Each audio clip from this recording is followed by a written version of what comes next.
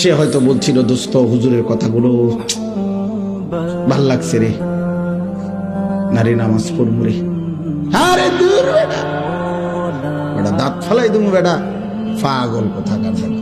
এরকম কত হুজুর আইয়ে যায় বেটা, চিনি না বেটা। হুজুরের মধ্যে তো কত বেটা সদর বদর আছে বেটা, হুজুরের তো কথার স্টেশন নাই। এই মানে আমরা দিলওয়ারি,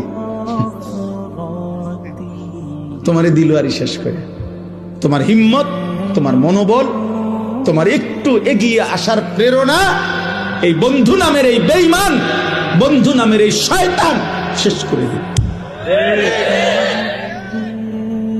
আল্লাহ তাআলা বলেন, হায় খোদার কসম, এই মানুষগুলো যারা বন্ধুর কারণে, আব্বা শোনো, যারা বন্ধুর কারণে আল্লাহ মানতে পারে নাই, নামাজ মানতে পারে নাই, সেজদা দিতে পারে নাই, আল্লাহর গোলামি করতে পারে নাই, গুনাহ ছাড়তে পারে নাই, নারীর লোভ ছাড়তে পারে নাই, মদ জুয়া জিনা ব্যভিচার নোংরামি অসভ্যতা ছাড়তে পারে নাই, আমি এই কোরআন হাতে কসম করে বলছি রে আব্বা, কিয়ামতের দিন ওই বন্ধুর কথা স্মরণ করে এই যুবক, এই ছেলেরা, এই মানুষগুলো আফসোস করবে, আফসোস করবে, আফসোস।